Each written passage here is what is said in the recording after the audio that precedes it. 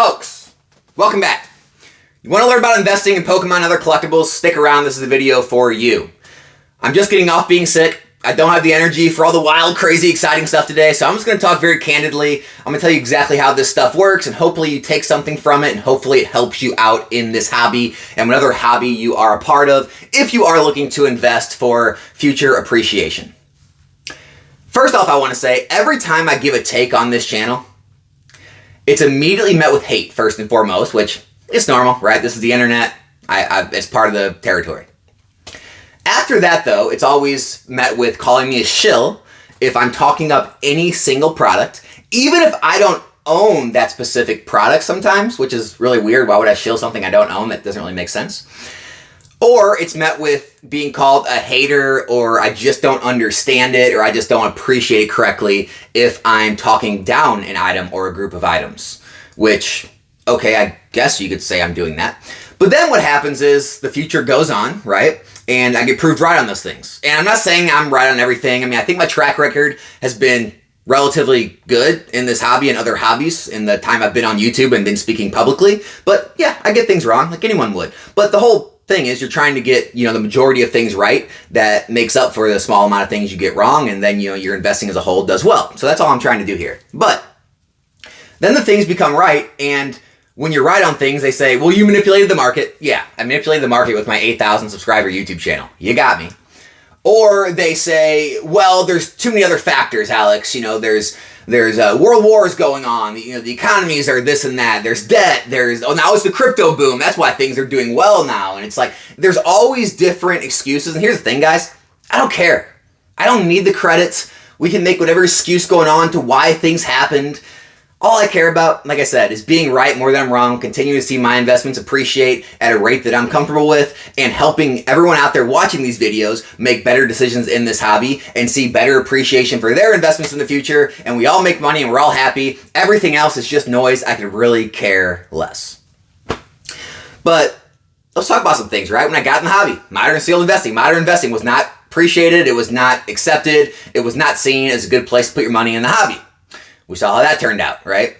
When I talk about One Piece, I got called a shill. Alex trying to shill a new card game. He's probably got tons of it. He's probably got stock in the company, whatever it may be. And One Piece did extremely well. I had a little bit of it. I didn't have a ton of it, but I listened to smarter people than me in the hobby and TCG business, and I took a risk, and I told everyone on the screen about it, and other people took a risk, and everyone did good. Great. And then recently, I talked negatively on some stuff, right? I talked negatively on the TCG Classic Collection. Everyone was trying to tell me, oh, Alex, you don't know what you're talking about. It's so limited. There's so few. It's got the big three. It's this, it's that. I said, I don't care. I don't like the product. Looks like a glorified theme deck. It's overpriced. Maybe it would work at $100. Maybe this price point would have worked during the boom. It's the wrong time, the wrong price point, the wrong product. And we've seen how that turned out. It can't even keep $300 a box now. It was selling for like $600, $700, $800 pre-release. It was selling for $400 market price or MSRP, whatever that is. And now it's down under $200, it's still going down. Or under $300, it's still going down. So how that turned out. Again, not trying to take credit. I'm just trying to, give some sort of track record to say, hey, I got a few things right. And now recently we're seeing the Japanese market sort of come down, crash, whatever you want to call it. I've been calling that out all last year. The whole time I've been calling that out, I've been getting called a Japanese hater. Alex just doesn't appreciate the cards. Alex just doesn't understand. And now that they are coming down, I have people give me excuses. Well, it's because of, the Bitcoin boom. People are taking their money out to put it in crypto, or, they're putting it elsewhere. Or, there's currency exchanges where the yen and US dollar and, all whatever different, excuses people want to make. I don't care. I don't care about the excuses, right? It's happening, right? I said it was going to happen. It's happening. And the reason it's happening, in my opinion, it was easy to see. And what I mean by easy to see, if you go back to 2021, if you were there and you didn't see this, well, I kind of question your, investing sense. If you weren't there, it was very easy to see. When things go that parabolic and you have that much hype, it's going to turn off and crash. I still question why more people didn't sell every vintage item they owned into that boom. But hey, more power to them. But I sold out everything because I saw the crash coming. And what happened? Well, the crash came. Most of it all, came down to, higher price levels than when it was before the boom, but very crashed very much back down. A lot of it stayed stagnant now for years. Some of the items are starting to rise back up. Some of the more popular Pokemon, the more in-demand cards, you're right, we've heard that before. The cards that are more sought after, but a lot of the stuff is just staying stagnant. It's not doing anything, right? Because all the excitement, all the hype's gone, right? There was not as enough organic interest. It was all fueled by, everyone, getting all excited about it. And I saw the same thing happening with Japanese cards. But again, when you call out these things during the mania, you get hated for it, right? Because people are so engulfed and they're so entrenched in it. And that's what happened, guys. Japanese got caught up in this mania. What happened was English product was too expensive, all right? And it was too hard to find. It was unavailable in most places. And so people were looking for somewhere else to open packs and collect cards. And people started to transfer to Japanese because it was widely available. It was much cheaper. And then what happened is they started to tell their friends, their family, whoever else they collected with about it, and started to draw them in. Then what happened is the Japanese stores who actually sold, the Japanese product, they started to see this, so they started to order more and more, and they started to market that more than their English or other TCGs or other things because they saw that influx of business. So they wanted to capture more market. And it helped them grow their business. And then the YouTubers and all the content creators picked it up, started making content on Japanese, which fueled the fire. And then the pack breakers and all the pack breaking sites picked it up, started ripping the packs, and it just drew this huge community in to really get behind the Japanese product, right? And then all the, the normal rhetoric came out. Well, Japanese cards are better. It's where Pokemon started. It's the original, the print quality, the putting together the sets. They keep more cards in a set. They don't make as many promos. And all the other stuff, right, that people like.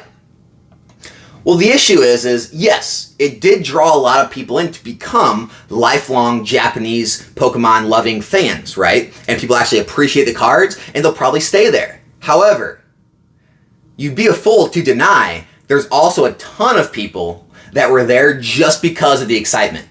Just for the free tendies, just for the stonks, just to be a part of the craze, because they just got wrapped up in it. They saw other people opening the Japanese packs or liking the Japanese cards, so they wanted to get in on it.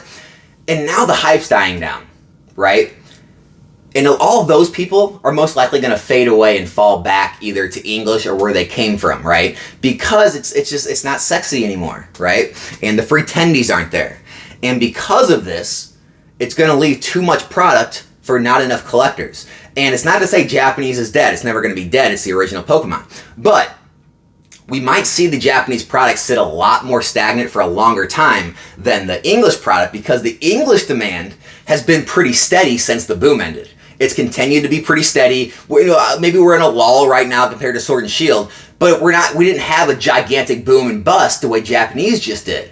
So that's why I see huge more opportunities in English now than Japanese moving forward. Now, Japanese specialty sets normally hold up a little better because they do come in that smaller booster box. They are a little better put together than the English specialty sets. They only come in ETBs or UPCs or bundles or whatever it may be.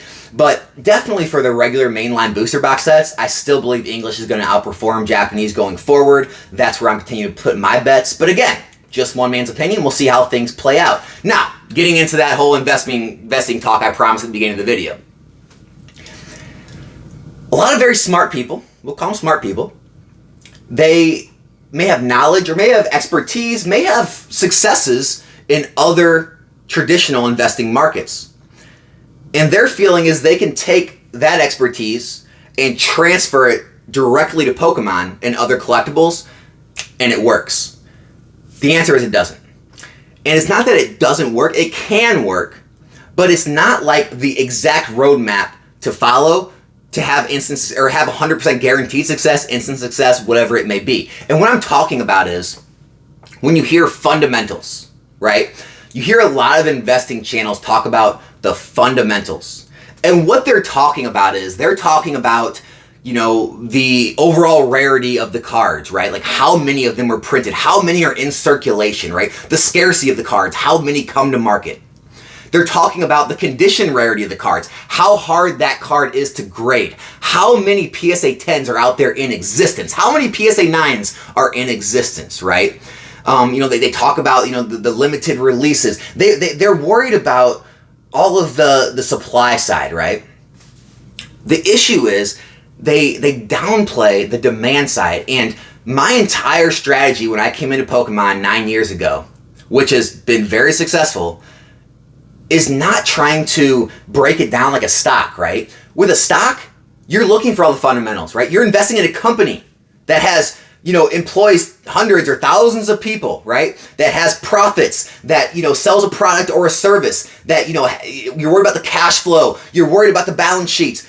Pokemon doesn't have any of that. They're just stationary assets that don't produce anything. And so the fundamentals work a lot different in Pokemon.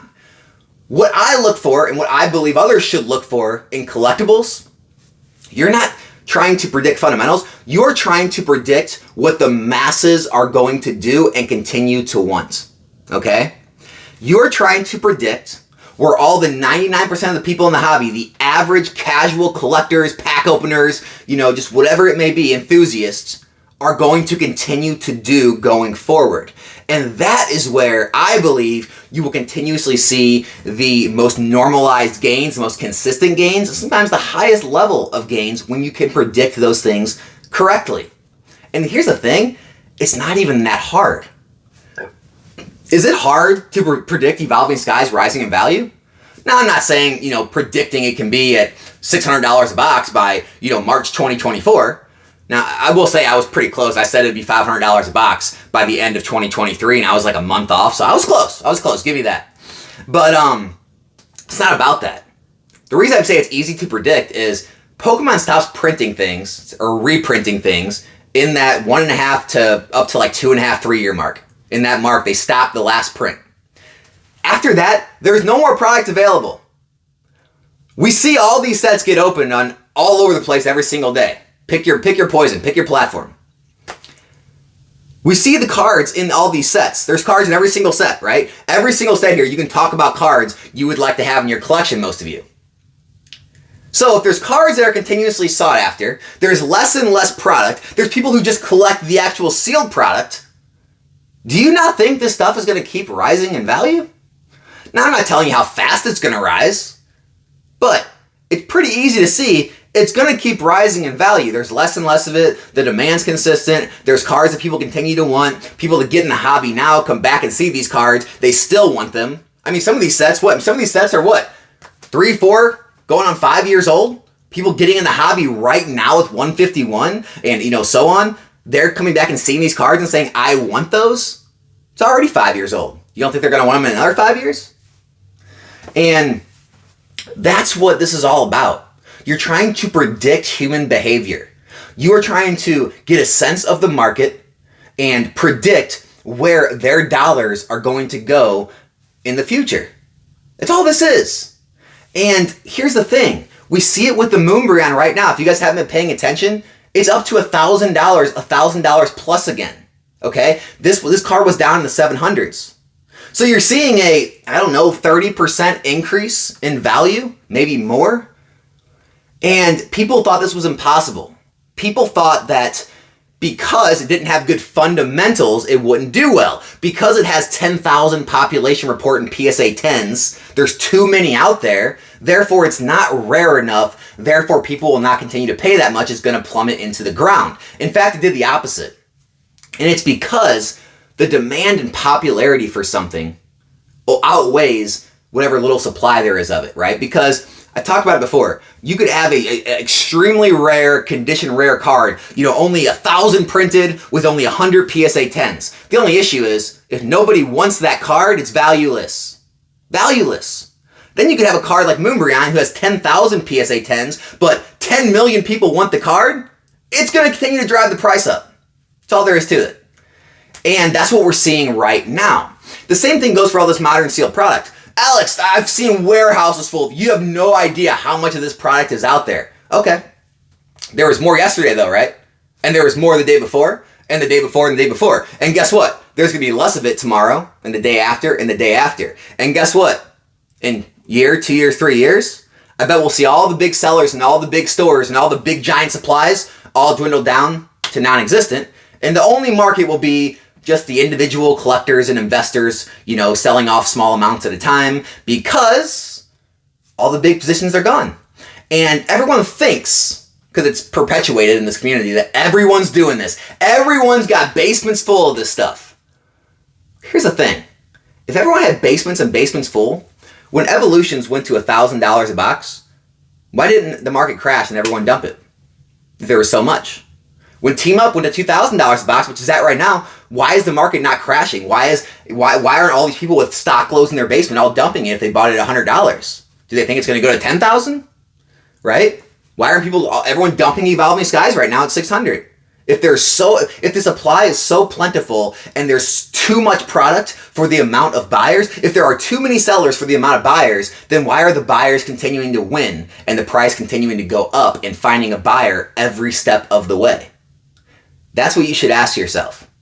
Because it's an unpopular belief right now. This stuff's not endless. Scarlet Violet era stuff is not endless. There will come a day when you'll be scratching your head looking at it and you'll say, where'd all the supply go? I remember these being everywhere, $80 and $90 a box. This makes no sense. Why would anybody pay $150 a box? That doesn't make sense. Why is anyone paying $150 for Lost Origin? It was just everywhere. We just saw the most massive reprint ever. You could have bought it for $110 a box. That doesn't make sense. I'm not buying that. No problem. You don't have to. Like I said before though, the hobby moves without you.